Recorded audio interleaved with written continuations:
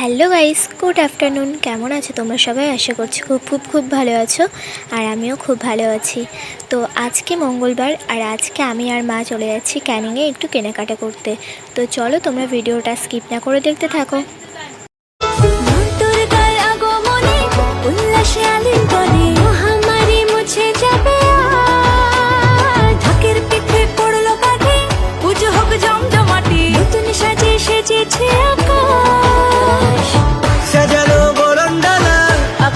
মেঘের ভেলা চলছে ধুনু জিনা